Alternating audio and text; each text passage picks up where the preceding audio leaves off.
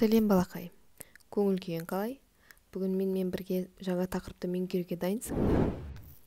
Ендеше сабағымызды бастаймыз. Бүгінгі тақырып сәлемдесу. Бүгінгі сабақтан сурет бойынша және сызба бойынша сөйлем құрастыруды үйренесің. Балақай, суреттен кімдерді көріп тұрсың? Бұл жердегі суреттен біздер мектепті көреміз және мұғалімді, оқушыларды көреміз. Мектеп оқушылары ұстазына келіп сәлемдесуде. Балақай, үлкендермен сәлемдесу үшін қандай сөздер қолданасың? Әдетте біздер саламатсыз ба, сәлеметсіз бе, сәлем бердік, ассалаумағалейкум деген сөздерді қолдану арқылы үлкендермен амандасамыз екен. Жолдастарымызбен сәлем деген сөзді қолданамыз. Балақай, осы суреттің астын қарайтын болсақ, біздер сызба көреміз. Бұл нені білдіруі мүмкін? Бұл жердегі сызба сөздерді білдіреді.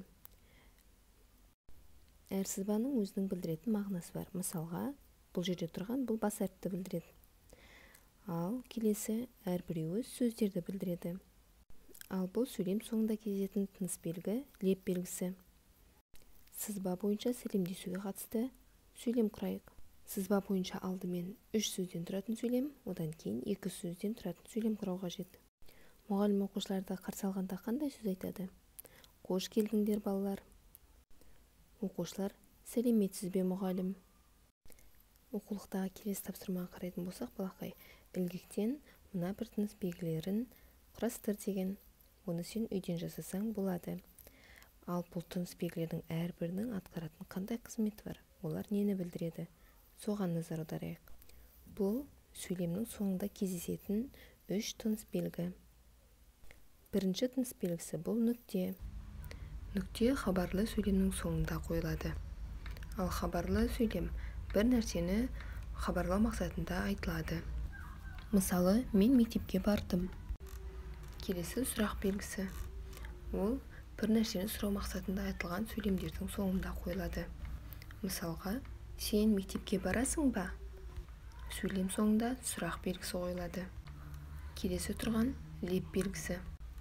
Ол тыныс белгісі қолданылған сөйлемнен біздер адамның көңіл күйін білсек болады. Мысалы, мен мектепке барамын, алақай. Бұл жерде көтеріңкі, қуанышты көңіл күйді білуге болады. Сонымен балақай, біздер сөйлемнің айтылу мақсатына қарай 3 түрге бөлінетінін білдік. Хабарлы сөйлем, сұраулы сөйлем және лепті сөйлем. Балақай, осымен біздің сабағымыз аяқталды. Егер саған ұнаған болса, каналға жазылуды және лайк басуды ұмытпа. Келесі сабақта кездескенше.